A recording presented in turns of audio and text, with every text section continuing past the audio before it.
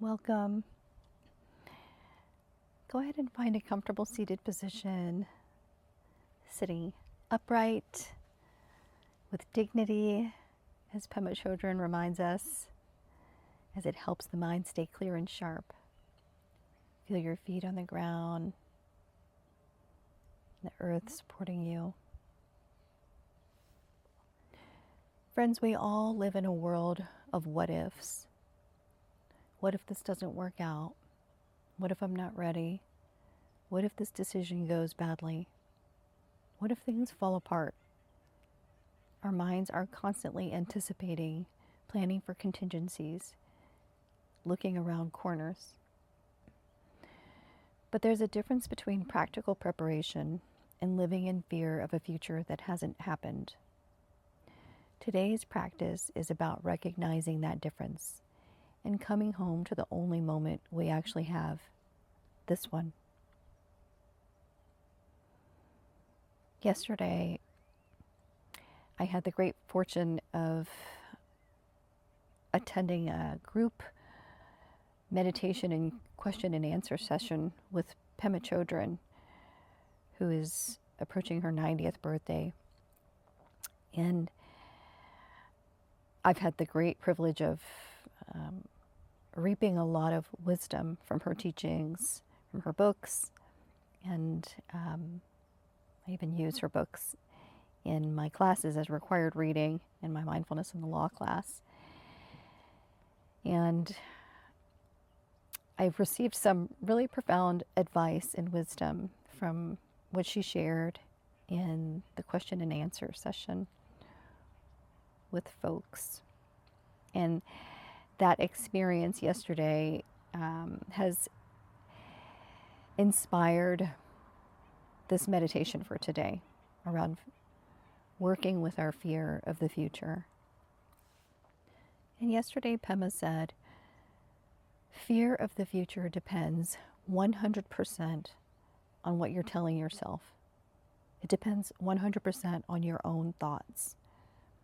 She reminded us that our thoughts create our world. And when we build scary scenarios about tomorrow, next week, next year, we suffer twice. Once in imagination and possibly again in reality. So let's practice returning.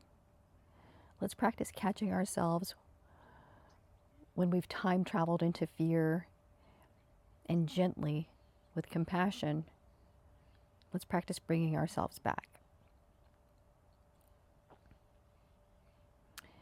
So let's just settle in and take a few deep breaths. Notice the quality of the inhale and the exhale. The out breath is that moment of letting go, of releasing into space. It's our preparation for how we meet all moments of dissolution, including death itself. So breathe out and rest in that space after the exhale. Don't rush to the next breath, just rest.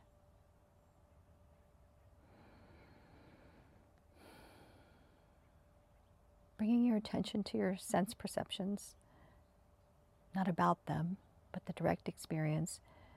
What do you hear right now? The hum of a computer, an air conditioner, birds. What do you see right now if your eyes are open? Light, shadow, color, nature.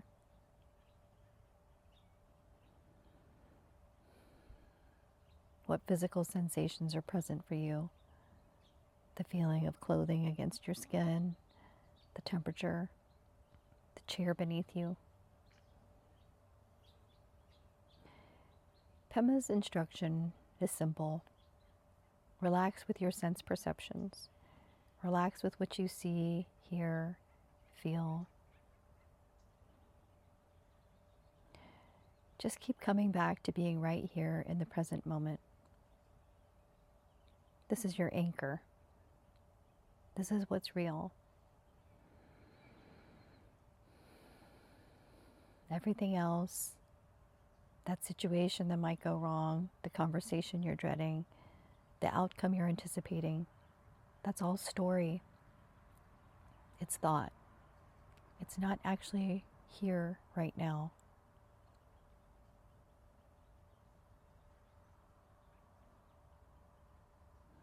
Breathing in and letting go on the exhale.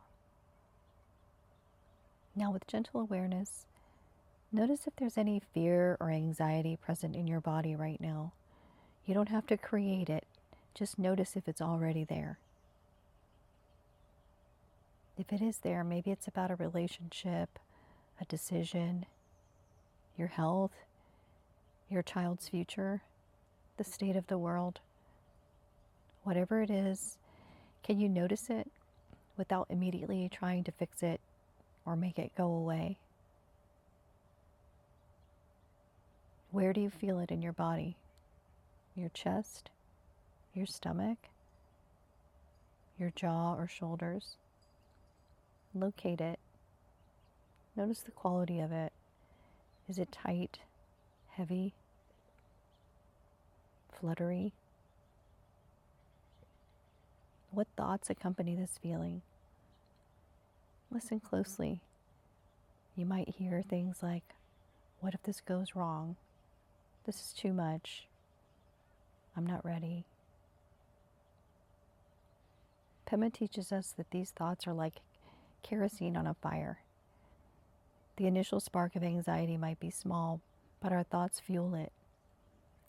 They create elaborate scenarios. They loop and repeat and build. She offers us this image. Try to catch that thought by its tail. When you actually look directly at that thought, when you try to grasp it, examine it, hold it in your hand, what happens? She reminds us that these thoughts are actually wispy and they often evaporate.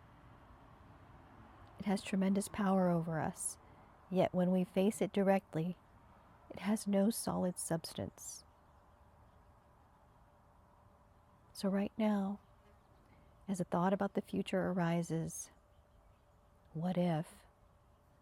Turn toward that what if thought. Look at it. Try to catch it. See if you can actually find where it lives, what it's made of. And when it dissolves or slips away, come back to your breath. Come back to the sensation in your body. Come back to this moment, the only moment that's actually real.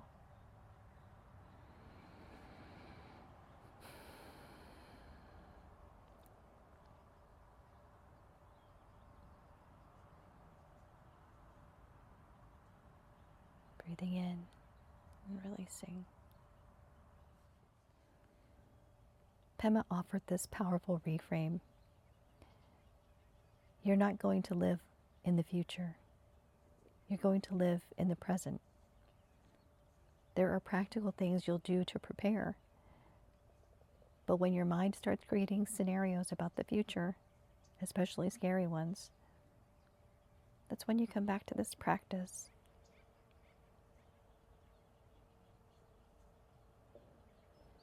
If anxiety or fear is present, ask yourself, what is the reality of this moment? Not the story, not the projection, but the reality. Is there something that needs doing? Then you'll do it when the time comes. Is there a conversation to have? Then you'll have it when it arrives. Is there a decision to make? If there is, then you'll make it with the information you have. But right now, in this moment, what is actually required? Maybe nothing more than breathing right now. Being present. Allowing what is. Pema reminds us that whether we have a child who needs our help, or a loved one is facing an uncertain medical diagnosis, or when the world feels overwhelming, the practice is the same. Come back to my body. How's my heart beating? How's my breath? Really practical, present moment kinds of things. So do that now. Check in with yourself. Feel your breath flowing into and out of your body.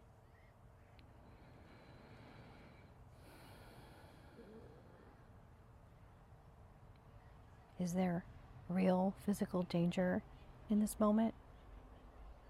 Often the answer is no. Often right here and right now, you're safe and breathing, and your heart is beating, and the moment is actually workable. The fear is about tomorrow, but you don't live in tomorrow. You live here. Breathing in, feeling the surrender of the out-breath, letting go. Pema taught us a profound practice for when fear and pain arises. Instead of making it all about ourselves, I'm afraid, I'm struggling, I can't handle this, we can expand our awareness to include all the other people feeling exactly what we're feeling. Right now, you're not the only person feeling overwhelmed. You're not the only parent worried about your child's future. You're not the only person anxious about uncertainty in life. So as you breathe in, you can breathe in your fear and anxiety and worry fully and completely without pushing it away. And as you breathe in your own difficulty, silently say, may I feel this fully so that others can be free of it. And then when you breathe out relief, spaciousness, ease. Sending that spaciousness and ease to all other people who are struggling with the same fear right now. All the other people lying awake at night worrying. All the other parents who have some fear about their children's future. All the other humans facing uncertainty. Breathe in the fear and breathe out compassion and relief for yourself and others. Breathe in for yourself and all others. Breathe out relief for yourself and all others. This practice transforms our fear from something isolating into something that connects us. It gives our suffering meaning and purpose. It shifts us from me to we, and also builds our compassion.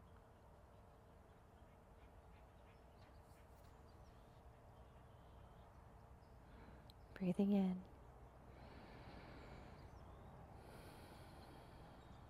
Releasing.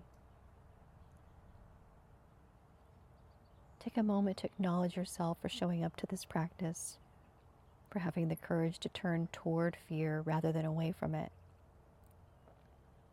Pema reminds us that this is not a quick fix. She told us that for herself, the unsticking process took many years, even decades. But she also said that when we work with our difficult emotions with courage and curiosity, their grip on us lessens over time. Not all at once, not dramatically, but steadily and surely.